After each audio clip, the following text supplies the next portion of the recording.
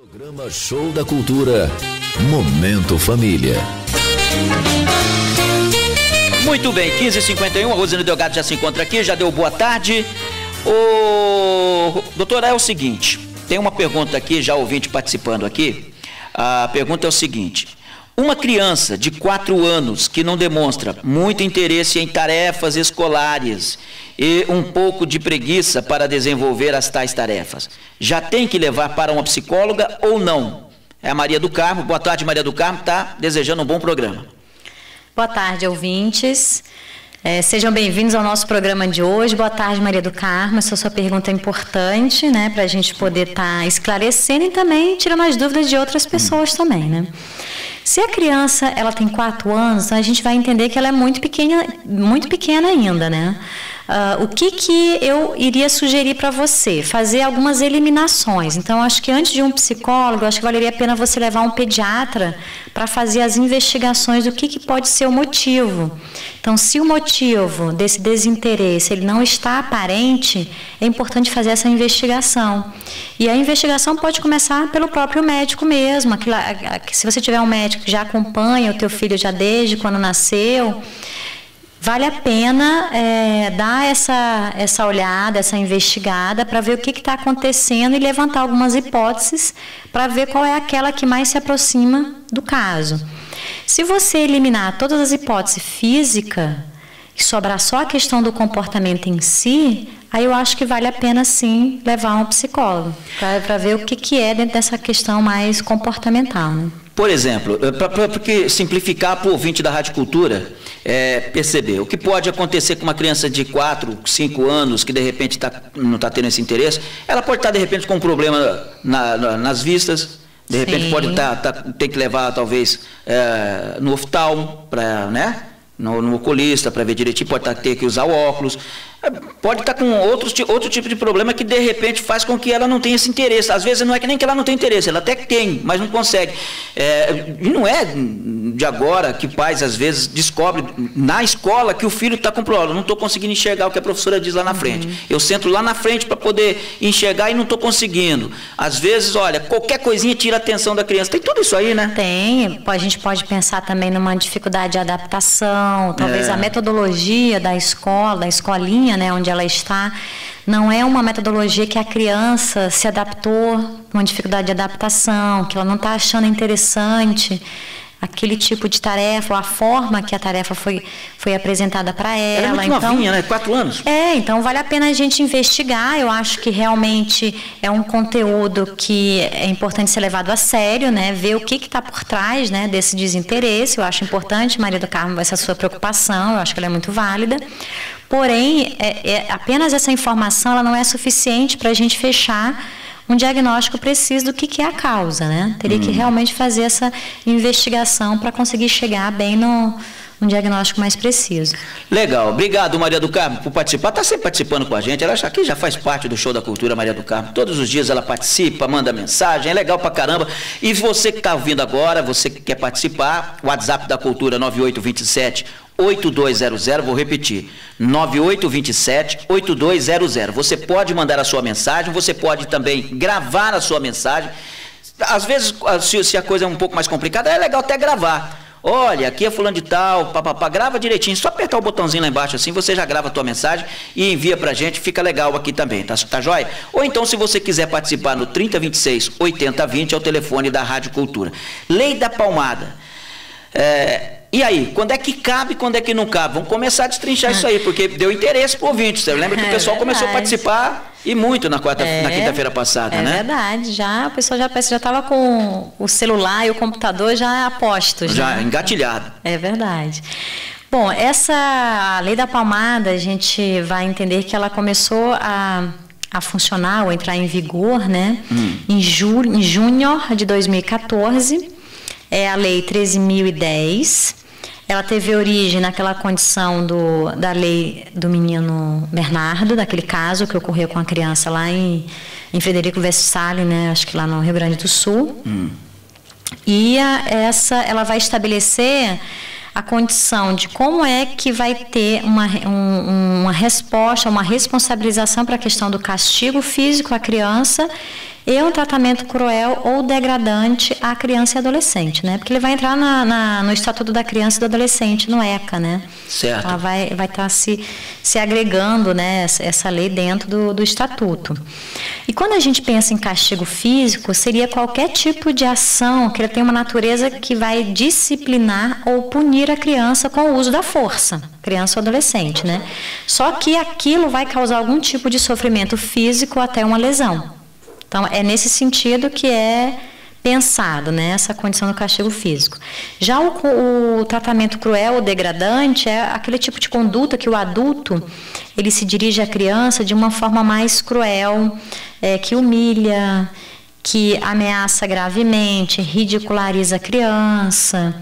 E isso vai trazer uma série de consequências à medida que aquilo se mantém, né, em termos da criança ter medos, ela ter dificuldade de adaptação, uma insegurança muito grande, por isso que é muito sério. Ele causa um trauma psicológico. Tende, com o tempo, né, que isso vai acontecendo, e ela também vai perdendo também a confiança naquelas pessoas que são responsáveis por ela, né, porque ao invés de dar amor e segurança, eles estão colocando e nutrindo medo naquela criança, né? Então isso é muito sério. Agora, uma coisa que essa proposta dessa lei ela não traz, ela não consegue definir na condição dos maus tratos a condição moral. Então, pelo que você viu que a gente falou, só mesmo uma questão de aspecto mais físico, né? Mas o aspecto moral, ela não abrange, né? Então, quais são as repercussões que aquilo vai trazer, né, futuramente ou dentro do contexto ali? Olha, 15 horas e 57 minutos. A Maria Aparecida de Campos, ela é do Jardim Canadá 2, está na linha com a gente. Maria Aparecida, boa tarde. Oi, boa tarde. Boa tarde. Tudo bem? Tudo. Maravilha. Eu estava ouvindo vocês falarem sobre problemas de crianças com dificuldades, né? Sem falta de interesse, coisa assim. Às vezes os pais, a família começam a lidar e a gente vê que não é aquilo que acontece com a criança, mas na escola é passado assim, que sabe, a criança não tem interesse, então se revolta, né? E a gente notou isso com meus netos. Em casa, ele era assim, até que estava assim na creche, fazendo o primeiro aninho lá, né? Que é como é que fala? O prézinho. Estava tudo bem. Aí quando chegou na escola, que para aprender, começou aquelas dificuldades e a gente percebeu que algum problema tinha. E indo para a psicóloga, para o fono, uma coisa e outra e tal, foi descoberto que o problema dele é dislexia. Aí meu neto pegou o volume, estou aqui fora. E daí a gente está assim, fazendo tratamento. Então isso é bom falado assim no programa, porque passa a outras pessoas, de repente, investigar se tem esse problema, né? Quantos anos tem seu neto hoje, Maria Aparecida? Como? Quantos anos tem o seu neto hoje? Hoje ele fez 9 anos. E quando vocês descobriram, ele tinha quantos anos? Olha, quando ele entrou na primeira série, hoje ele está na 4ª série, mas imagina só, né? Eles vão passando assim, sem saber de nada. Quer dizer, muito pouco se aprendeu. Eu mesma falava sempre para minha filha, melhor que ele reprove, mas a minha filha não aceitava. E daí a gente foi assim, com tratamento, né? E foi descoberto, porque nos exames consta que ele ouve, mas ele não grava. Então é aquele aluno que tem que estar sempre na frente da professora. Abaixa o volume do rádio, vovó, abaixa lá. Então ele está sempre com a professora perto, bem próximo dele. E foi indo para uma aula particular que a gente notou uma melhora muito boa. Porque na escola a professora não vai dar conta, realmente já tem a sala toda para cuidar, né? Verdade. Então dar atenção só para aquela criança complica para ela também, a gente entende. E com a professora particular que fica ali do lado dele, só dando atenção para ele, ele melhorou, despertou mais a leitura, mas ainda falta muito. Segundo a professora particular, muito excelente professora, ela disse que hoje ele está na 4ª série. É outra coisa, assim, que eu acho que tem que ser debatido muito. A criança não tem condições de passar para outro ano. E a escola não faz aquele trabalho para explicar para a mãe e coisa assim, sabe? Estão passando. Entendi. E a mãe também às vezes não aceita, né? Que reprove. Verdade. Mas é um depoimento importante que a senhora está colocando aqui, viu, Maria Aparecida? Quero agradecer. Quando eu ouvi você, que eu sempre ouço, eu falei, puxa vida, eu vou falar sobre isso aqui, porque nós, por exemplo, já estamos sabendo, né? Mas eu imagino que existem outras crianças também com esse problema, outras mães, né? Verdade. Não, é importantíssimo. Fica naquela coisa, a criança é que não liga, a criança que não sei o quê, ou é mãe que não... E não é. Ele ouve, mas ele não registra. Ok. Então... Maria Aparecida, muito obrigado mesmo pela sua participação. Bom o seu testemunho, tá? Agradeço demais. Obrigado pelo carinho da audiência aí, tá bom, querida? Eu que agradeço. Nossa, eu ouço a Rádio Cultura constantemente.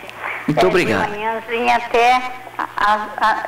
enquanto tem principalmente esses programas assim, eu gosto de acompanhar. Muito obrigado. Abraço para vocês. Tá legal, um abraço.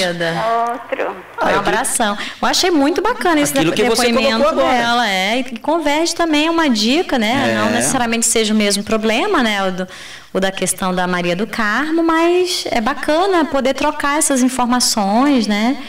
E poder fazer essas convergências de informação. De fato, as escolas, elas precisam muito de um suporte técnico melhor, né? Porque só o professor, para atender todas as demandas das crianças, ou seja, demanda de aprendizagem, demanda da questão pessoal, demanda psicológica, não tem como. E aí tem um detalhe maior ainda, né? E aquela criança que, lamentavelmente, não tem, que os pais não têm uma condição financeira para poder levar no médico, às vezes os pais não são tão presente assim, aquela criança carente e que não tem condições de ir no médico, de ter uma psicóloga para acompanhar, para poder informar para o pai, é complicado, né? Por isso assim que avós e pais, o exemplo da Maria do Carmo, o exemplo da Maria Aparecida, eu acho que é um ótimo exemplo, que eles começaram a observar, a dificuldade da criança já desde cedo e estão procurando respostas. Já estão preocupados, foram para cima para tentar resolver. Para tentar resolver, porque muitas famílias o que fazem? Vão empurrando a situação, aí a criança vai começando a coisa da reprovação, ela vai perdendo a motivação do estudo porque ela vê que ela não consegue acompanhar por algum motivo, cada uma vai ter uma questão, né? Pode ser problema de vista, pode ser a própria dislexia, como ela estava dando o exemplo do neto dela, Aparecida, né? Mas pode ser em outras coisas também. Mas se você não dá uma atenção logo de início, a tendência é aquela bola de neve. Então, o problema que às vezes era pequeno, uma formiguinha, com o passar do tempo do empurrar com a barriga, foi se transformando em elefante. Então, para você até tratar, é muito mais complexo, em função das variáveis maiores, quando se deixa para depois, a resolução. Você vê como é que não é a coisa, quando se fala sobre criança, não é simples, não. Não é simples, não. Porque, por exemplo, se você não presta atenção, se você não cuida, se você não observa, se você não vai atrás, um probleminha pequenininho pode causar um problemaço. Se a criança está com esse problema e você não desconfia, aí você vai e dá a palmadinha, e aí pode causar um problema maior. É por isso que tem que ter, e é importante quando a gente tem uma participação, por exemplo, com uma psicóloga, igual a Rosane Delgado está aqui para orientar, porque hoje em dia não são todas as pessoas que têm condições de ter esse tipo de atendimento. E a Rádio Cultura está proporcionando isso nesse momento família. Então é importante a sua participação, tá? Eu gostaria de ter mais participações ainda no 9827-8200, que é o WhatsApp da Cultura, e o 3026-8020. Pode continuar, Rosane. Então, isso mesmo. Então, geralmente as pessoas têm uma ideia de que a palmada, ela é uma alternativa para coibir, o mau comportamento. Ou seja, se eu bater, se eu agredir, eu vou colocar de uma certa forma medo, mesmo que não seja tão consciente, mas está subentendido isso, e a criança vai parar de fazer aquele comportamento que eu não estou de acordo. Certo. Então, geralmente esse é o raciocínio quase que instintivo. Só que, na verdade, quanto mais ela usa esse método para poder resolver o problema de mau comportamento, ele vai ficando cada vez mais ineficiente. Então, quanto mais se faz a questão de bater, chega um ponto que a criança até prefere apanhar, mas ela continua fazendo o mau comportamento, né, na perspectiva dos pais, às vezes para fazer pirraça, ou porque ela não entende o porquê que aquilo está errado. Então, tem uma série de variáveis. Então, a eficácia da questão do bater, ela vai perdendo, digamos assim, a sua força, o seu valor.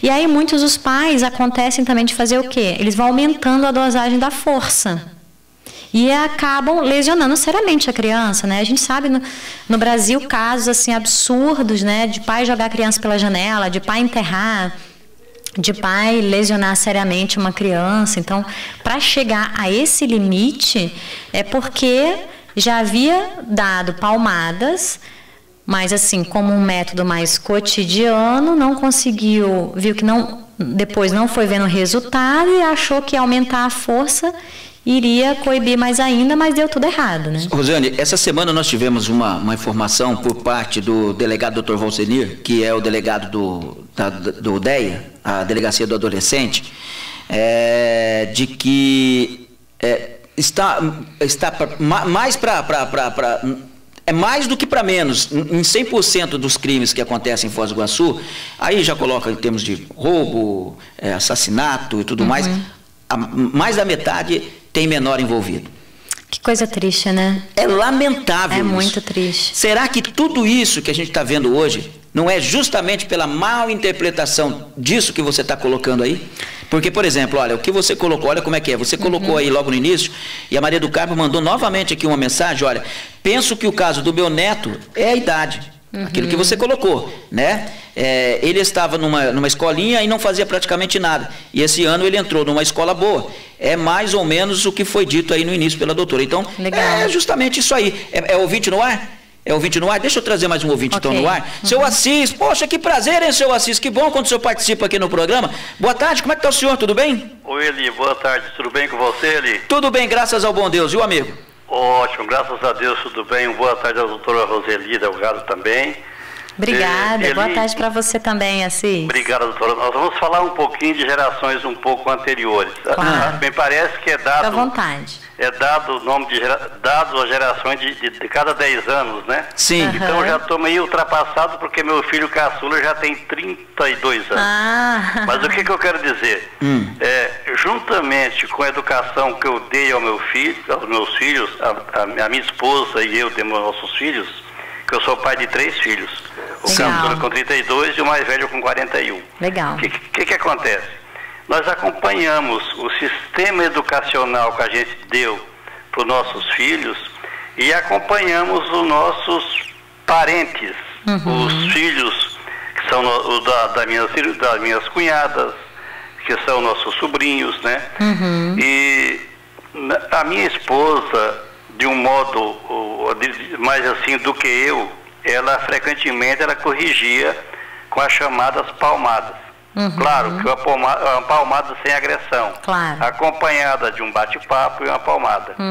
E graças a Deus os nossos filhos deram certos. Que legal. Hoje são homens, estudaram, se formaram, graduaram, pós-graduaram. E os meninos da nossa família que batiam na cara da mãe, a mamãe não pode apanhar, não faz isso com a mamãe, a avó não deixava bater. Deixava dar uma batidinha, uma palmadinha, não deixava pegar o cipózinho verde e bater. Eli e Roseli, doutora, não deram certo. Né? Esses meninos hoje são adultos que estão fora de tudo, estão participando de processos perigosos e não são poucos. Então a gente sabe que agora mudou. Nós estamos vivendo hoje uma geração diferente de crianças, mas o pai também com cabeça diferente, né? Mas eu ainda sou do tempo antigo. Eu acho que com jeitinho, juntamente com todo o cuidado, uma palmadinha e a conversa, vai ajudar bastante. Essa é a minha opinião. Seu Assis, eu compartilho em parte com a sua opinião, porque assim, tem determinado tipo de temperamento, mesmo que já se mostra com crianças, ainda já pequenas, a gente já vê mais ou menos o temperamento dela.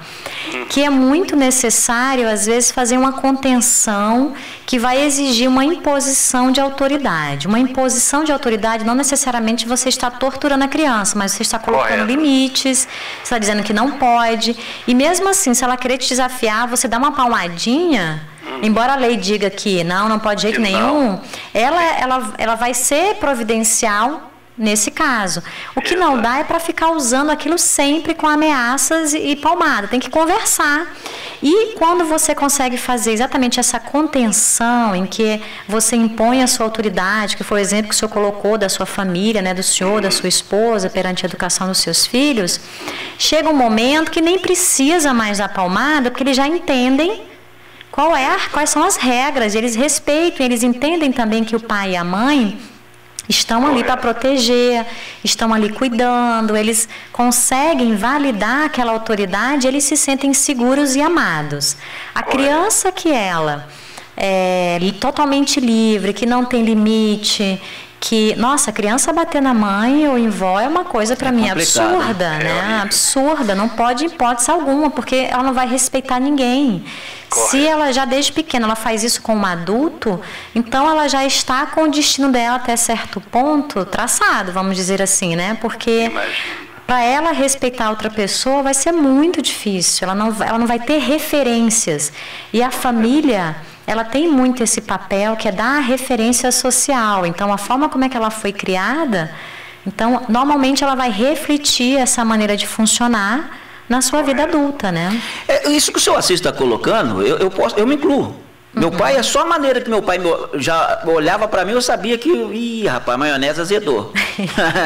Eu já sabia que não estava certo. Mas na minha época, o professor entrava na sala de aula, você se levantava, ou você pedia licença para falar com um adulto, você saía de casa, você dava benção a pai e benção a mãe. Sim. Na minha época sempre foi assim. E eu acredito que do senhor Assis também. Sim. Então, por isso que nós temos uma geração diferente, né, senhor Assis? Só encerrando ali, doutora, e digo mais, eu digo isso porque agora vai vir netos, né? Sim, mas eu vejo, por exemplo, nossos filhos, hoje, não chega sem um beijo no rosto do pai e da mãe, não chega sem dizer benção pai e benção mãe, sabe? Então, eu não vejo isso mais. Não vou dizer que isso seja uma grande vantagem para os filhos, mas eles até hoje continuam sendo amados e amam a gente muito. Sim. E a gente na época não deixou trauma, não traumatizou a criança, nada, só ensinou, entendeu? Então eles falam, graças a vocês, a gente hoje somos o que somos. E ama nós de paixão, e nós também amamos eles. Eu só tenho filho homem. Mas o abraço e o beijo quando encontra ele, e doutora, nunca faltou. Todo dia, se encontrar 3 vezes ao dia, 3 abaixos, 3 abraços e 3 beijos no rosto. Que bacana. Entendeu? Legal. Então, eu digo, não atrapalhou. Só para a gente ilustrar um pouco mais esse tema. Mas eu preocupo porque vai vir neto aí, eu não sei como vai ser a partir daí, né? Tem que fazer a mesma coisa. Se os filhos não estiverem dando conta, o senhor pega lá. Um abraço, gente. Muito obrigado e boa tarde. Boa tarde. Um abraço. Porque também o seu Assis trouxe uma questão que a gente pode pensar o seguinte, né? Uma época que muitas vezes essa questão do bater era muito mais assim forte, digamos assim, em termos de educação, de método de educação extremo, e hoje já foi para um outro extremo, de soltar totalmente. Então esses dois opostos, esses polos, eles não são bons, porque eles não educam, né? Você viu que nós tivemos a participação do ouvinte, né? Doutora, você viu que nós tivemos a participação do ouvinte, os 3 extremos, o problema da doença, que a avó detectou, que os pais detectaram que a criança estava com problema e por isso não conseguia aprender. A ouvinte Maria do Carmo falou, olha, meu neto acho que é muito novo, não está estudando direito, então por isso tem que levar para um psicólogo ou não. E agora o senhor Assis falando, a palmadinha, essa palmadinha resolve, essa palmadinha não é ruim. Não tem essa.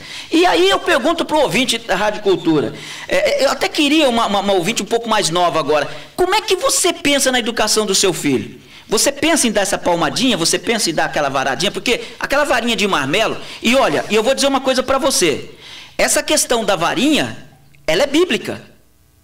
Ela é bíblica. Na Bíblia está escrito para você não poupar a vara do seu filho, não.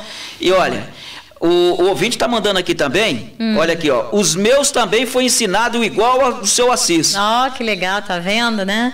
E uma coisa legal que o seu Assis também colocou, a questão do afeto, né? Que não faltou afeto naquela educação, porque também muitos pais ficam só cobrando e não dão afeto, a afetividade fica para sempre para depois e a criança ou aquela pessoa cresce sem afetividade. Isso não é positivo, isso é ruim. Infelizmente, a gente tá vendo hoje, Rosiane, e aí acho que entra muito em cima disso que você está colocando hoje nesse tema importante. Nós estamos vendo aqui uma geração que hoje ela não respeita, não é só o pai e a mãe, não, ela não respeita ninguém. Porque não teve essa referência dentro de casa. Pai e mãe não ensinou. Aí como é que eles vão respeitar os outros? Não respeita professor, não respeita colegas de escola, não respeita...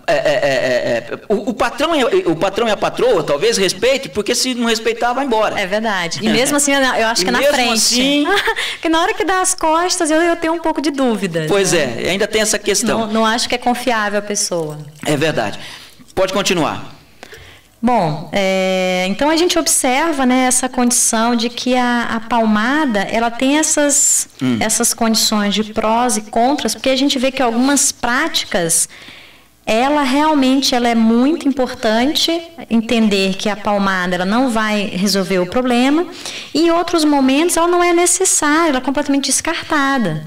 Quando você começa a estabelecer um diálogo com seu filho, você vê que aquilo funciona, né? Que há uma compreensão, que há uma receptividade. Então, na hora que ele faz algo que não é legal, para que ir para a via da palmada se você vê que o diálogo está funcionando? Então, tem uma necessidade, né? Agora, você pode também substituir essa questão da palmada pela aquela questão do castigo. Olha, já que você agiu dessa maneira, então, nesse final de semana, você não vai passear em tal lugar, ou você... Isso pode acontecer ou não? O que você, na verdade, vai avaliar é o seguinte: na hora que a criança, em termos de educação, ela faz algo errado, você vai fazer uma correção e explicar o que ela fez que não foi certo, mostrar quais foram as consequências daquele ato, né? E as consequências tanto para ela quanto para as pessoas envolvidas e como é que ela pode se retratar perante a situação. Sim. Então, isso é toda uma questão que você vai trabalhar também de profilaxia para evitar a repetição daquela situação. Então, você viu, não necessariamente você precisa dar um corretivo, você pode educar mostrando o que está acontecendo. E as crianças, elas são muito receptivas. A criança, ela gosta muito de ouvir o adulto quando o adulto está disposto a ensinar, disposto a dar atenção. Ela é muito boa, receptiva nisso. E se você já consegue estabelecer esse tipo de relacionamento com ela, a tendência é, quando chegar naquela fase mais crítica, que é na adolescência, aí o que vai acontecer? A possibilidade de você ter acesso, manter acesso àquele adolescente é muito maior, ou seja, a rebeldia dele tende a ser menor, porque já foi criado um vínculo de acesso àquela pessoa, porque naturalmente na adolescência a tendência é fazer um rompimento temporário com os pais e tudo que é mais legal são os amigos, né? E com os pais eles não querem muito saber. Mas se foi alimentado uma dinâmica de relacionamento positivo familiar, ele faz digamos assim, um rompimento parcial, ele consegue ainda refletir e atender os pedidos dos pais, né? Ok, deixa eu fazer um intervalo comercial agora, 16 horas e 19 minutos, vou para o intervalo em comercial e a gente volta. Olha, o WhatsApp da Cultura, 9827-8200, você pode continuar, estou gostando de ver a participação do ouvinte nesse assunto, é um assunto importante, e olha gente, o assunto é tão importante que o DEA divulgou essa semana o mapa do crime aqui em Foz do Iguaçu. 70% dos envolvidos em crimes são menores. Tá vendo como é que o buraco é um pouco mais embaixo? Né? Por que será? Tiraram tanta coisa, então o professor não pode fazer mais isso, o pai não pode dar uma palmadinha, a criança, o adolescente não pode mais trabalhar, não pode fazer assim, aí ele fica na internet, aí ele vai mexer com droga, ele vai caçar Pokémon, ele vai fazer tudo, menos a coisa que tem que fazer. 16h20, vou pro intervalo e volto já. Cultura na internet, o jornal eletrônico mais visitado no oeste do Paraná. Né, o comediante, o que você poderia dizer com relação a esse nosso tema de hoje, que aliás o tema que rendeu, né? Então, essa questão de quando os pais, eles acham, né, tem aquela convicção de que o bater é um método bem eficaz, a gente pode pensar o seguinte, que muitos desses pais, eles tiveram essa mesma educação de que foram criados, né, com muito castigo físico, então eles só aprenderam essa referência na hora de poder educar os filhos deles. E o bom é que a gente vive uma época que está tudo muito mais fácil em termos de acesso, então é possível reciclar isso para tentar conseguir educar os filhos de uma maneira diferente. Então, nesse momento, pode-se pedir até uma ajuda a um profissional para que possa ajudá-lo, né, a como fazer diferente essa questão da educação, porque eles não querem, às vezes, repetir o que foi vivido na sua infância. Só que como eles só tiveram aquela referência, a tendência é fazer o que aprendeu e não o que gostaria. Então, isso muitas vezes acontece, tem esse né? detalhe, né? Outros você só dá amor quando você recebe amor. Você não aprendeu a ser amado, ou você não aprendeu o que é amor, você não vai saber dar. Tem mais dificuldade, mas às vezes a pessoa ela quer muito, assim, em função de que, poxa, eu queria muito demonstrar amor para aquela pessoa, eu quero poder aprender a fazer isso. Verdade. Eu acho que a força da pessoa também pode conseguir muitas coisas, né? Ainda mais se é uma coisa positiva, que é para ajudar o outro, né? E principalmente na condição da relação, né, com as pessoas. Uma outra coisa que geralmente, que é um mito, a gente pode pensar, é que muitos acham que só conversa, o filho não vai obedecer e não vai resolver. Então, mas isso não é verdade. Porque tem que ver assim, qual é a abordagem que esse pai está usando, qual é o momento, se ele está deixando, se ele está dando espaço para o filho falar, para ouvir. Porque às vezes muitos pais querem, não, eles não me obedecem, mas também não dá esse espaço para ouvir o que o filho quer, o que pensa. Tem que ouvir, até né? Para ele poder tem fazer que ter um diálogo, né? Isso, até para ele poder fazer as correções. Não, olha só, para poder entender, conforme a idade, às vezes a cabeça, ela realmente não consegue ter muitas visões. Você acha que está faltando diálogo hoje entre a juventude e os pais? Muito diálogo, muita atenção, é você realmente se dedicar verdadeiramente ao outro. Ter filho não é só você pagar a escola, é você estar presente de fato na vida dele, por isso que é muito difícil. Segura só um pouquinho aí, só um pouquinho aí antes de você continuar. Deixa eu só fazer uma pergunta aqui, inclusive não estava inserido aqui para poder participar com a gente nesse tema aqui, mas como ele está aqui do lado, eu vou até fazer uma pergunta aqui. Bom. Tem o padre Ivanildo Gasparini, que está aqui com a gente. Padre, primeiramente, boa tarde, ele vai vir falar daqui a pouquinho da festa da padroeira. Ô padre, como é que a Igreja Católica vê essa questão da lei da palmada? Porque eu até coloquei aqui, eu acho que eu não estou errado, né? É bíblico. Você corrigir, você não pode deixar solto, né? Boa tarde, Eli, boa tarde, ouvintes, né? Tem muitas coisas que a gente precisa olhar conforme uma realidade. Na antiguidade se espancava. Eu até não apanhei muito, né? Mas os meus irmãos dizem que apanhava de chicote. Eita, né? rabo de tatu? Estava errado os pais? Não, era uma travessura, era uma bagunça, e a maneira de corrigir era essa, né? E tal, era errado em certo sentido.